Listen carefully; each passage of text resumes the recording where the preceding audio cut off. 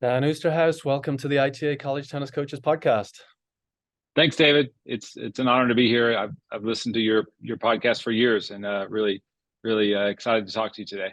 Oh, well, good. It's definitely I know Evan had mentioned hey, you got to have Dan. He's got an incredible story. We got to get him on the podcast. And so it's yeah, I need to do these more regularly than once a month so I can get to everybody on my list, but we're getting there eventually, which is all good. And obviously you've had some changes in the last few months that I want to get into, and maybe not a new perspective, but a different perspective on things that I think will be very helpful for coaches. But yeah, can you tell us a little bit about your new role at Air Force? And now that you're kind of more involved in the day-to-day of actually how an athletic department works, even though as the head men's tennis coach, you were in the athletic department, but seeing it from the administrative side, I think is a little bit different. Are there any lessons there for coaches, that things you were like, oh, why doesn't the athletic department do this or that?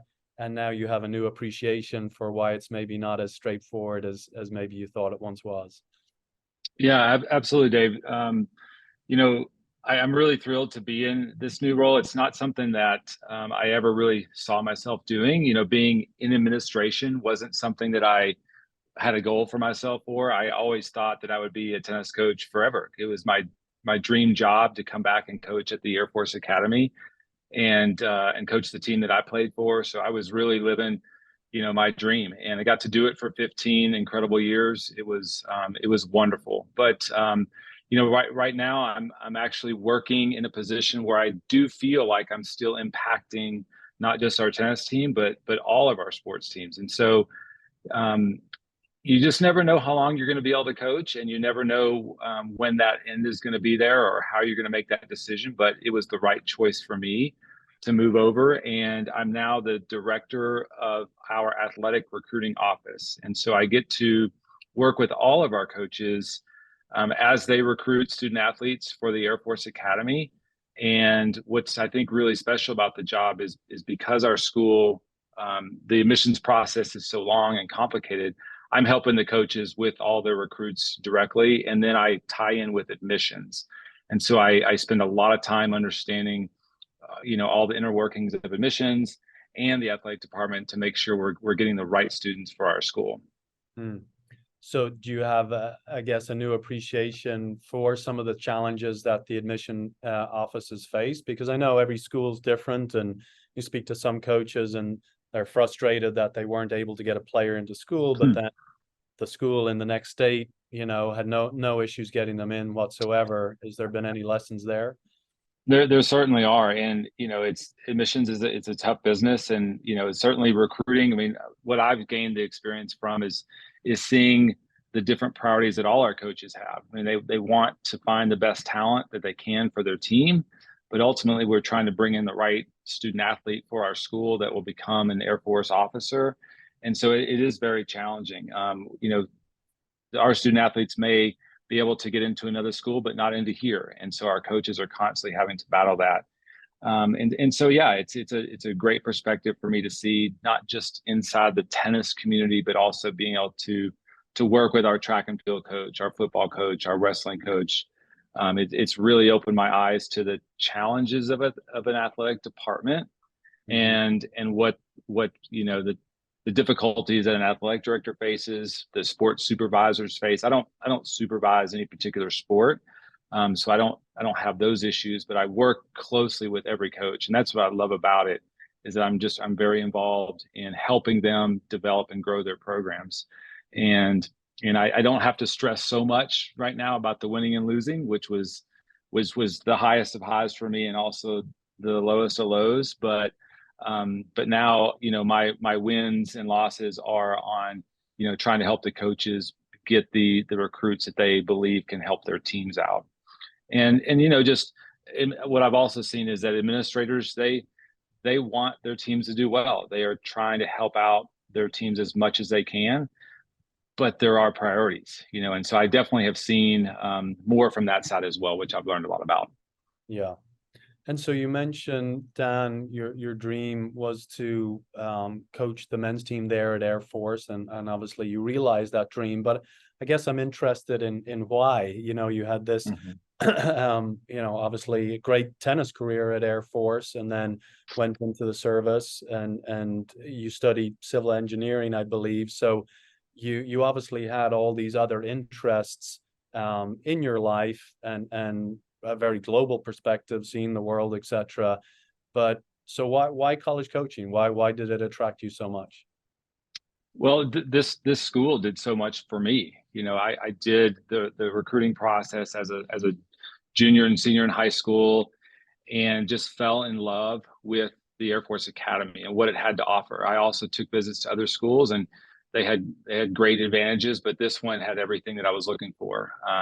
Just a beautiful location, an incredible coach, incredible education opportunities with the engineering programs here is really what attracted me. And then because I had such a great experience as a tennis player here, I wanted to come back and give back to my school and my team. And so I actually did not get to use my engineering degree. I chose to become a pilot in the Air Force. And so I had to choose a path, either flying or becoming an engineer. And I chose to be a pilot. And I loved doing that. I did that for 15 years. I got to fly all over the world in a big airplane. And the mission that we did was really impactful, and loved helping people out. And so we would take people all over the world, and I got to see a lot. You mentioned global. I mean, that's what that I was a global airlift pilot, and so it was really, really eye opening to me just to kind of see all different cultures, how small the world really is, and that gave me a perspective of, hey, I want to help as many people as I can. And so being a coach was one way I could do that. And I always tried to come back, each time I was up for a new position, come back and convince the Air Force that this is the best way I could help, was to come back and help bring people into the Air Force Academy, coach them in a sport that I loved, and then send them off to be officers. Amazing. So yeah, coaching at one of the academies, how is it maybe a little different? Not really from the recruiting side of it. I think coaches understand, some of the challenges there, but just the day to day, the type of schedule that these student athletes are on, maybe compared to every other university in the country. I mean, what are some of those challenges when you would go recruiting and you'd speak with your counterparts at other schools and go, oh, that's a little different from how I'm used to maybe doing things on a day-to-day basis, or the type of student athlete I'm coaching? Right. I mean, there are definite challenges with just the daily schedule, but ultimately, what all our coaches love about this place, and remember, the bottom line is that we are developing these future leaders, to be officers in the Air Force and now the Space Force. And so we as coaches do that through athletics. And so athletics is such a big part of our mission of our school, which is to develop these leaders. And we bring in really smart, talented student athletes, and then we push them even harder than they've ever been pushed before. Right. And you see them fail. You see them, struggle. They don't know yet how high their potential is, because we push them every day, not just on the tennis court, but in their military training, or physically outside the court. They have to do extra stuff. Academically, they get pushed, and so you see them every day, and you may not get their best. They're going to be tired. They're going to be worn down. They come out to practice sometimes, and they just want to take a break because they've been exhausted from their studies or whatever's going on in their classes. And so that's a challenge that you have that I think was eye opening to me at the beginning, because even though I went through it, you kind of forget how tough it was. And as a coach, you want to see your players come to practice with bright eyes and just full of energy every day, and you expect them to this is the most important thing of their day. But ultimately, it wasn't. And so you have to do the most you can with what you get from the athletes when they come down. And so all our sports go through that. I think that's probably the most difficult thing that we dealt with. But ultimately, we're using athletics to teach them these leadership skills that they will go out and use in the real world, serving their country, which is it's a great mission. Right. And so how did you strike that balance as a coach? Because I think that's something all coaches struggle with. It's like this player is definitely looking tired. I know something's going on. They're not themselves. They're low on energy. Um, but I'm going to push them today. Or I'm going to go and say, hey, take it easy today. Let's just do 10 more minutes intense, and then let's call it a day after that. Like, what was that decision tree like for you? And as coaches, again, it's not a science, right? I mean, but did you feel like you got better at that over time, or does it's always a constant challenge? I definitely progressed through my coaching career and my philosophy on that. As a brand new coach, I was super strict on my team. There were no days off. There was no excuses. It was, I would say, a little too hardcore when it came to those things, because I didn't want my guys to be able to use tennis as a way to relax. I wanted them to push so hard, and I think I was probably a little bit overboard on that. There were some things in my life that happened that taught me that, hey, it's not all about tennis. It's not all about the winning and losing on the court. There are other lessons that we can be teaching them. And so I learned a little bit later in my coaching career, I think, to be a better listener and listen to the team and listen to their voice of what was really going on in their lives, and be able to take that and make better decisions for them, for how we practiced, how we scheduled, when to give them that time off. I definitely progressed in my career of learning how to back off a little bit when it was appropriate. And I think, as I finished my career, I realized that, man, it really is about the relationships that you have with your players. And if they know that you care about them as people first, then they're going to do anything for you. And so you're going to get their best if they really trust you. And I think that's just something I got better at throughout the years. It took a while. And I learned from other coaches. I learned from my players. And that's something I'm really grateful that I got to see the end of that, of finishing where I felt like that was one of my strengths, was being able to understand the needs of the players and yet still get the most out of them. Right. And back to the recruiting side of it, Dan. So that's what you're doing now on a daily basis, and trying to help, like you said, all sports. I'm interested in, I could go a lot of different ways with this question, but I'm fascinated to learn what you've maybe been hearing or seeing from coaches in other sports. Are they recruiting? Is every coach recruiting differently, or is it kind of much of a muchness in terms of one sport to the next? I understand with scholarships and that breakdown, but what are some of the differences maybe you've seen between coaches or sports? But then also this idea of, well, let's start there. Let's go with Yeah, that. Are you seeing differences there? right. I mean, as I mentioned before, the bottom line for our school is we have to recruit student athletes that want to do something bigger in their life than their sport. They're going to use the sport to develop those leadership skills, but ultimately they're going to become graduates of our school and officers in the Air Force. And so all the coaches know that, and so they have to be looking for that in their recruits. So that's kind of the bottom line. But where I see where I try to make sure that that myself as the recruiting director or the coaches aren't working harder than the student athlete to get into school here. We have to see the desire and the commitment and the willingness of the student to go through our application process, to do the hard work, to get the grades that you need. And we can't want them more than they want to be here. I mean, you may want this amazing, talented athlete, because they're the best in their sport and whatever it is, but they've got to want to be here. And so I think some coaches, and I was like this as a younger coach, you may overlook some of those flags, those red flags that pop up, that, maybe the mom or the dad is doing a lot of the application, or maybe you're talking to the parent more than you're talking to the student athlete. And those are things that maybe I overlooked, and younger coaches may overlook those things as potential flags that really this is more about the parent, or more about, how much does the kid really want to be at my institution. And that's just something that I think I can see that in different areas where, man, that we have to find the right kids for this place. Right.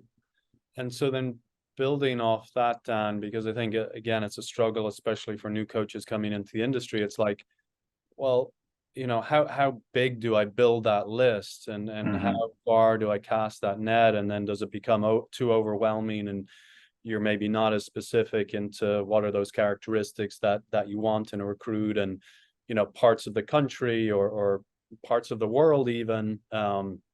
Obviously, we've got the ratings there that give you some guidance to get started in terms of the playing level.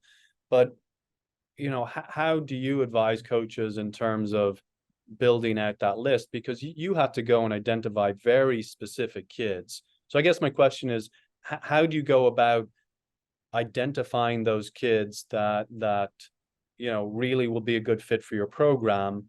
And then how big should that list be? I know those are tough questions, but if you could. I think how much time do you have, and one as a coach, like, how much time are you going to be putting into recruiting is, I think, a big answer to how big your list is going to be. Okay. One thing that I learned about recruiting is it never, ever, ever ends. You always want more. And even if you think you have a great class, you want to make the next class better. And so you're always trying to recruit better players the next year. You want your incoming freshmen to start, but then the next year you want them, to be, passed over by the next guys. Like, you're always trying to do better in recruiting. And so it never ends. And so you have to realize that there is a limit. You've got to be able to focus on the key student athletes that are going to make your program better. The one thing that I saw as a tennis coach that really gave me a good insight into how serious this potential player was about playing college tennis wasn't necessarily his ranking or his UTR or his WTN. It was how many competitive matches do they play? Like, I use that as a metric when I was recruiting. Like, are they playing 20 matches a year? Are they playing 50 matches a year? Are they playing 100 matches a year? And that, I wanted to find players that loved to compete. And so seeing that number was really important to me. I mean, how many tournaments are they signing up for? Or are they only signing up for one a month? And I feel like you got to find people that want to compete and love to compete. And so that was one of the things that I learned that was really helpful to gauging how bad does this kid want to be a college tennis player. Yeah, no, that's really helpful. And then really interesting. I think coaches, we read all these books, right, about the military and the leaders within the military and throughout history, and are there lessons there that we can apply, and kind of building that culture of hard work, etc. But before we get into that, I mean, how did your years of service impact your philosophy on life and coaching, or coaching if you don't want to get into the life side of things? No, I kind of mentioned it before, but just being able to see the world as a smaller than I knew it to be. When I grew up in an East Texas town, I never left, the South when I was playing junior tennis, or just even the country. I never played outside the US, but being able to travel around the world gave me a perspective that it's not just about the United States. We have to be able to, interact and understand different cultures. And that gave me this different perspective of, hey, people have to be able to work together. And so that was kind of the first thing. And then secondly is that I believe tennis as a sport just helps you so much in the challenges that you're going to face in life. It, it's it's a team sport, but yet it's an individual sport, and you have to learn to figure things out, and you face adversity, and you push yourself, and just because you work hard doesn't mean that you're guaranteed to win that day. I think that tennis really exposes us because we're out there on a stage, kind of by ourselves, and you have to perform under pressure, and just it wasn't just the service, but it was the lessons I learned through tennis. That just really helped me in life. I did have some really serious medical setbacks 10 years ago that it was through sports and adaptive sports that just really helped me get back. I had 2 strokes, and that changed my life. I was an active coach. I'd coached that morning and played tennis that morning and went to bed. And the next morning I didn't have function on the whole right side of my body. And 3 weeks later, the left side of my body went out. And so 10 years on, I'm still working through that. But just the lessons I learned through the military of hard work, perseverance, dealing with adversity, and also on the tennis court really helped me as a person get through the toughest thing in my life, which was a medical issue. And being able to pass that on to my players is something they saw every day. And just having that never quit attitude, I think, was something that I learned on the court and here at school. Mm-hmm. Very good. And yeah, back to this idea. I mean, I get the sense, and again, I'm a foreigner looking at this maybe through movies or books I'm reading and things like that. But I get the sense that the U.S. military is very much focused on those 1% incremental improvements. How do we make our servicemen and women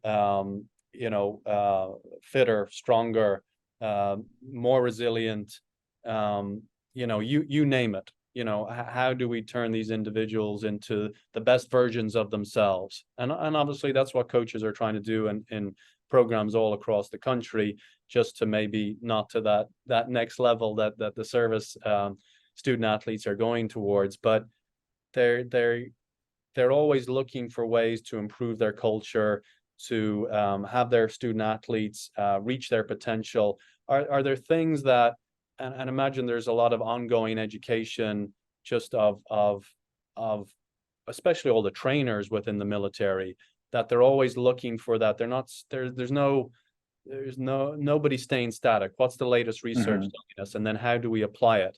And I think sometimes in coaching, we can get a little bit static. We're still operating off the model from 15 years ago as to how to build team culture, or how to condition our athletes, or what we should be feeding them, etc.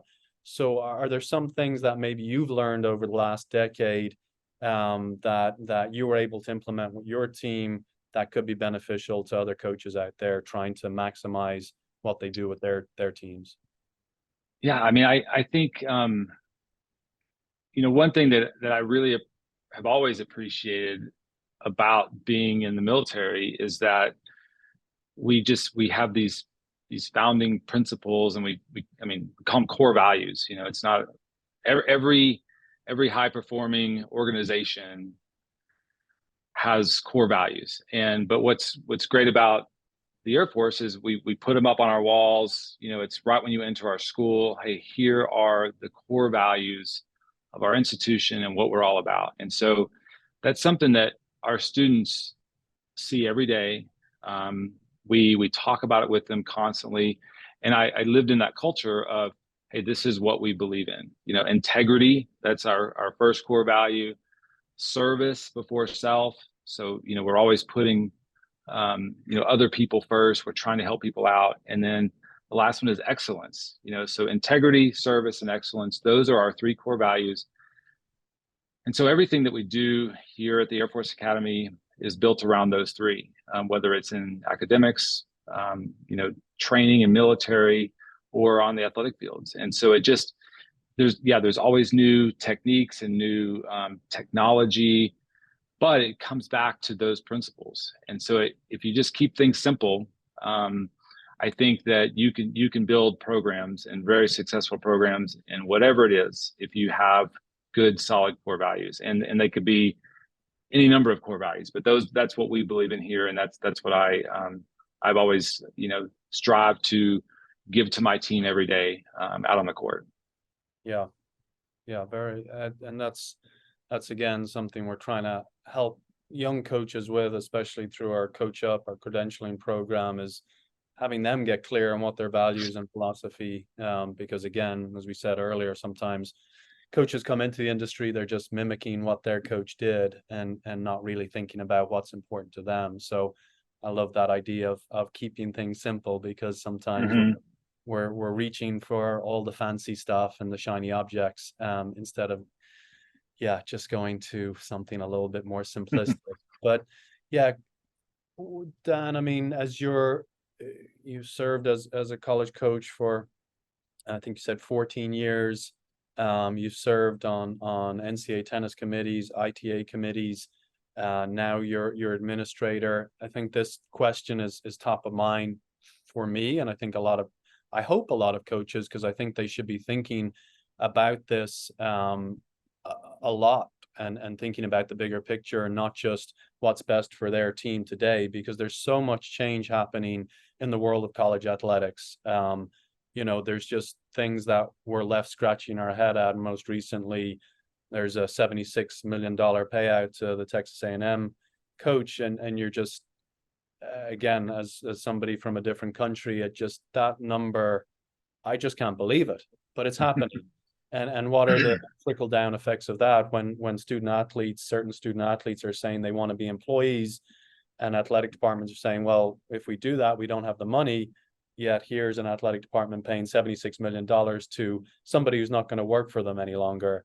And I'm just interested, as you've looked at the big picture, you've been involved in it, I've always appreciated just how you've looked at things from many different angles. What are you seeing? What are the conversations maybe you're having within your athletic department? Where are we 3-5 years from now, in your opinion? Well, I'm certainly, I've not been in this role very long, but I've definitely learned some things, and I think you see it as a tennis coach a little bit, and one of the things you have to understand is kind of where you stand within your department, where you stand as a sport among all the other college sports, and there are definite priorities, and I think you just tennis is not very high on many athletic directors' lists. It's just not. And there are definite sports that drive the train. And I've seen a little bit more of that now, and I understand that. And it's nothing that that I'm going to be able to change. I mean, that's the way it is. I mean, the bigger sports run the departments. That's not to say that administrators don't care and aren't concerned about their student athletes of those sports. They are, but we have to realize kind of where we are. And I'm definitely worried. I'm concerned about Olympic sports in general. Those are. I mean, we aren't the revenue generating sports in our department or across the country, and so I think we have to have and continue to have strong leadership within those sports, within the governing body of the ITA and USTA, and work together. Like, our coaches have to be great leaders within our sport, and so we have to have a collective voice. I think that's really important for us to be unified as a sport when we are looked at for these tough decisions. I am very concerned about the Olympic sports. I do see, like, the bigger conferences and schools having more autonomy in 3 to 5 years. I think that's almost inevitable, of there being a separation and those sports and those schools having more decision-making power, autonomy, of being able to set the rules. And I think that will collectively be a detriment to the smaller sports, the Olympic sports, because I think we're going to end up maybe even combining divisions. I mean, that's just something I can see happening, where there's just not the funding available to continue the model that we have right now at 3 or 4 separate divisions, a national model. I think our smaller sports may combine into several different across the division. So I think there's there's potential that we could lose more sports. I remember coming out of COVID or being in COVID with tennis. I think of all the division sports, lost the most. You know, it was really tough to see, and that was very eye opening. And so I just think, you know, we need to continue to have great leadership within our tennis community, and our coaching staffs to understand, you know, where we fit and how we can best, you know, continue to have this sport 5, 10, 20 years from now. I mean, if you look at the numbers of junior players that are playing, I see a lot of stuff that says, hey, there is more interest at the junior level of tennis across the United States, which is a very positive sign. And I think we need, you know, we need to find ways to capitalize on that and keep our sport strong. But I do think in 3 to 5 years there will be athletic departments will look a lot different across the country. Well, thanks for sharing that, and yeah, it's every day there's something that you're I don't know, it's keeping me up at night, I guess, right now, Mm-hmm. and we're all paying close attention, and that's sometimes, I think I've said it on the podcast before, it's worrying when you speak to the people that are very much in the know, and they still are confused about where we're going here. They can't really give you a clear answer. And they know that the change is happening, change is going to happen, but it just, yeah, makes it, like I said, how do we prepare for these changes? And are there things that we can get out ahead of as a coaches association, to be leaders in the space for Olympic sports? And I think our relationship with the USTA, our very positive relationship, Right. is getting a lot of positive attention from the NCA, from the USOPC, people recognizing that we're creating kind of a separate model here for how an Olympic sport can be run, with the Coaches Association and the NGB working closely together.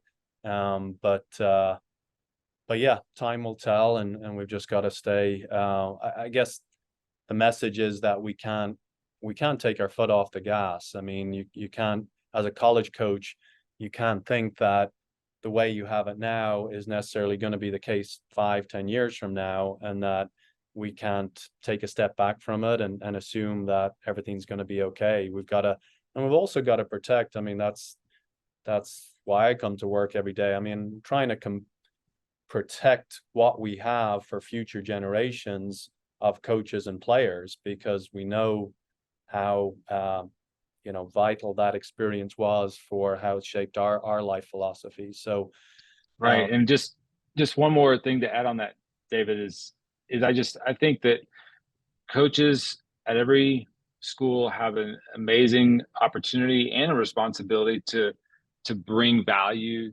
to the athletic department, and create opportunities that you can show your school, your athletic department, you know, what that value is. And so engaging with the community, engaging with the student body, you know, don't be a program that's just isolated and only does things in your bubble, but make sure you get out across the school and the department and the community to show the value of your program. And then your student athletes will be the ones to show that. You be the leader to set up those opportunities, but really let your student athletes shine in those moments. yeah, great advice, Dan. Well, with your transition last summer, Evan Urbina, your assistant coach for several years, transitioned into head coaching position, which was awesome. And Evan's been in our mentorship program. I got to know him. Obviously, he's going to go on to have a lot of success as a college coach. But any advice, or do you have any advice for coaches, and maybe head coaches and assistant coaches, but head coaches who know they're getting ready to make that transition, retiring, whatever it is, from college coach, and how they, if they believe their assistant coach is the right person for the job, how might they help best position or mentor that person?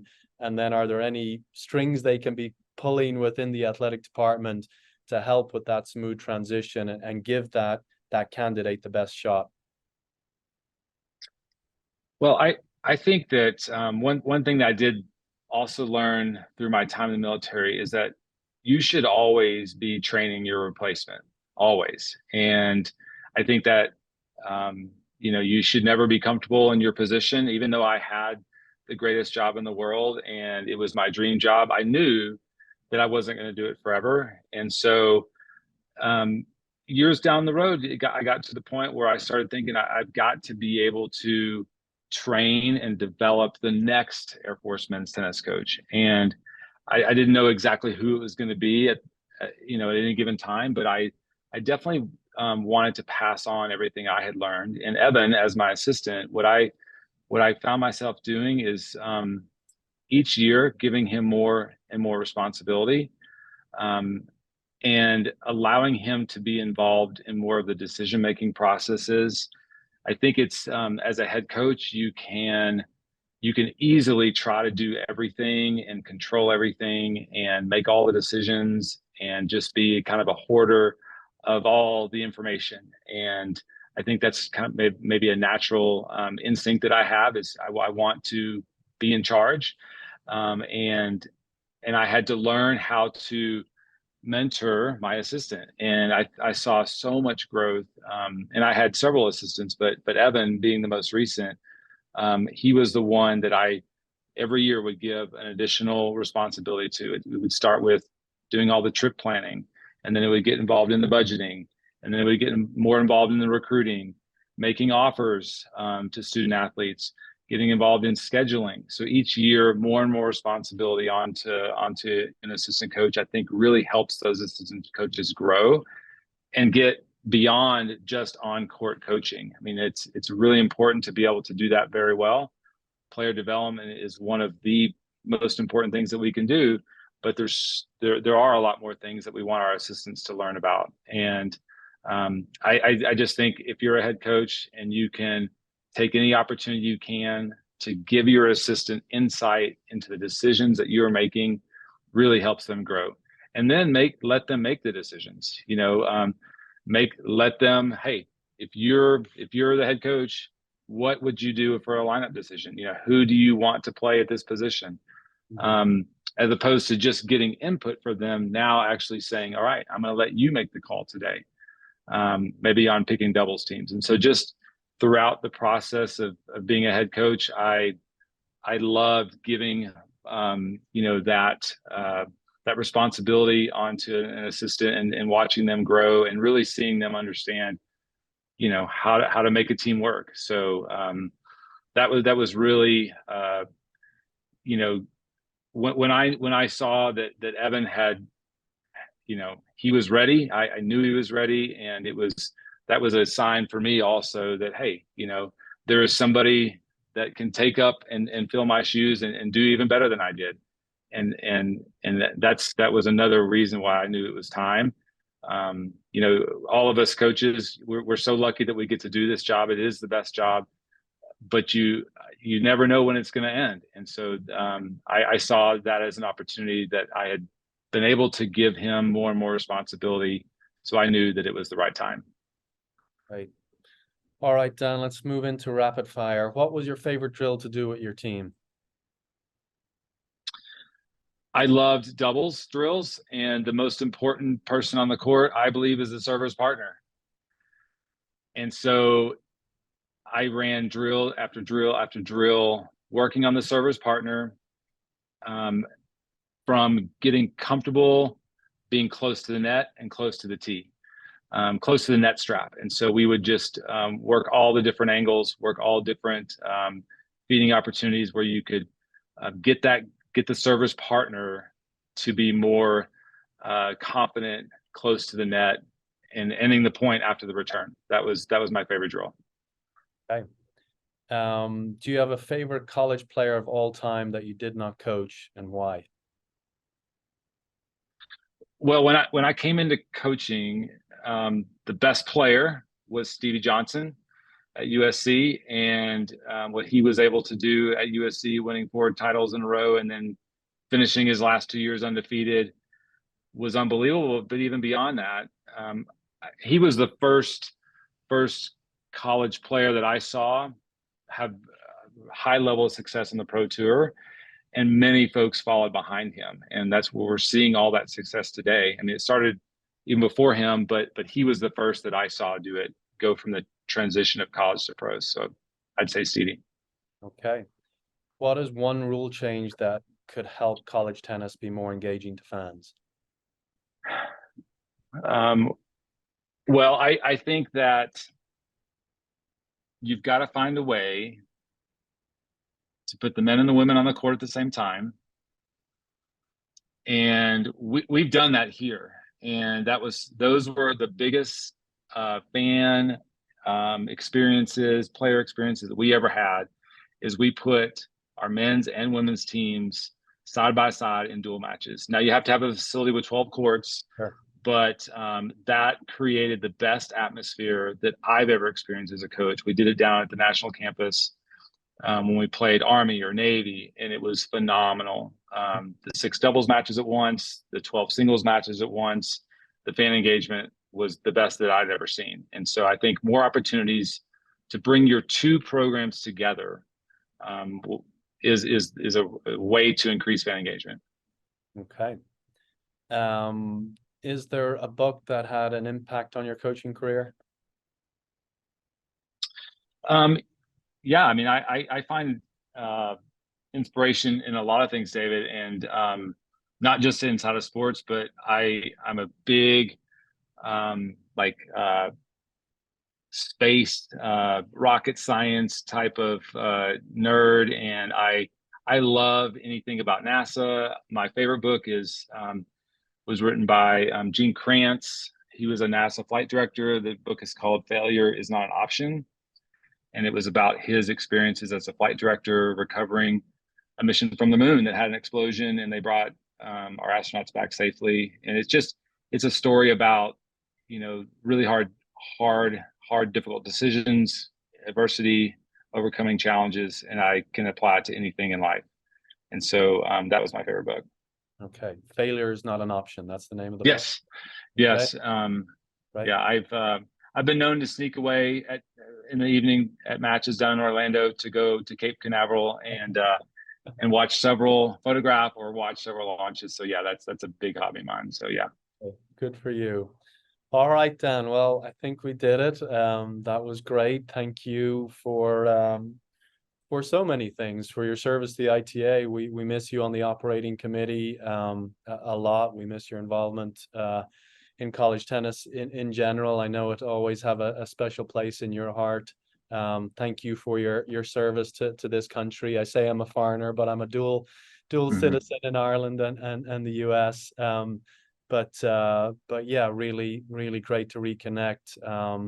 Please stay in touch and stay involved with Yeah. sport of tennis as a whole. We need you. Thank you, David. And if I could just I'm sorry, but add one more pitch to all the coaches out there, that the best way to have an impact is to get involved. And that can start at such the level of your regional committees. That's how I got involved. I wanted to know more about the rankings. It was as simple as that. I wanted to know how to get my guys ranked, and just learning how the ITA works. You can make a big impact if you just get involved, and that's the best way to make change. So please make sure the coaches hear that, and I would just encourage folks to do it. Thank you, Dan. I think that's an important message. I think sometimes coaches want things to happen a lot faster, and we have a democratic system with our governance structure. Other sports look at us and think we're crazy that we take all this input from coaches, but I absolutely love it. I mean, that's one of my favorite parts of the job, is hearing all the different perspectives, trying to then meld all those perspectives together and what is the best direction forward. But thank you. It's I think sometimes coaches say, well, I sat on a committee and nothing happened. It's like, maybe that's a good thing that nothing happened, because you guys came to conclusions that no, this isn't a decision that we want to move forward with. And yeah, things don't happen overnight, and something that was discussed maybe at an operating committee 3 years ago is now taking effect. Right. No, I love that too. Here. So just keep that up. Thank you, Dan. All right. Well, great to see you. Okay. You too, David. Thanks for what you do. Have a great holiday. Thank you.